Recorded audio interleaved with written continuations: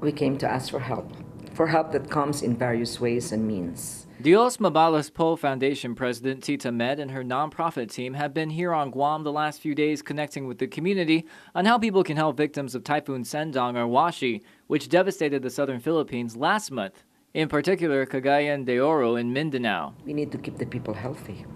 They may have been hurt in many ways, but there are diseases that are coming up because of rat fever.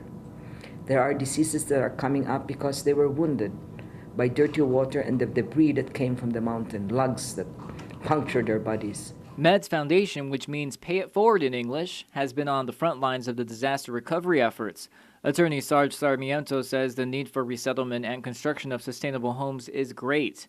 This is why they also approached the Archdiocese of Agana for help. This is why we've approached the Archdiocese through Monsignor James Benavente on how we could have a program where we could Guam could at least adopt a village there for like 50 families. One family would cost $2,500 to house them.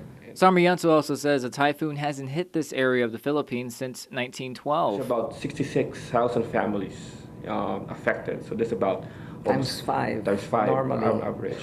So it's about 400,000 people to 500,000 people affected. Med adds the death toll is unknown because a large number of people are still missing. International reports have recorded over 1,000 people dead so far.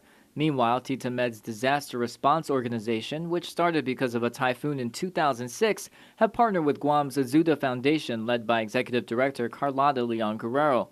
Together, Sarmiento mentions the funds raised by the nonprofits will help with feeding people and the transportation of medical supply containers. We have this partnership that goes right door to door virtually, and we are here to show to you, to tell them that we are actually on the ground, that there's integrity in this process where when you say you're giving something to somebody, that somebody is just anybody, but it's actual names and faces to that. Tita Med has countless stories of how they empathize and support the typhoon victims. In fact, she recalls one instance when the victim stood in her shirt distribution line. This man was in my line, and I said, "How many are there in the family? What sizes do you need?"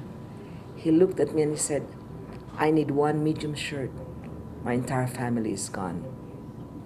I ran across the table and gave him a hug because I knew in that moment of time I have actually caused him to remember a pain. And he walked away with one shirt. And my tears fell.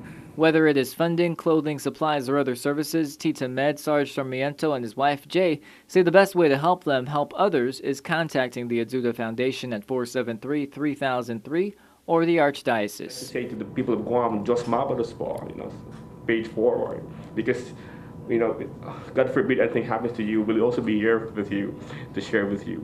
So at our time of need, I think I believe the people of Guam has been there. So we thank you. We give you the opportunities to do good, and when you do, we say it in our language, Diyos mabalos po. God will reward you. Do not thank us for the services that we render. Thank God for giving you the opportunity to do good too, and pay it forward.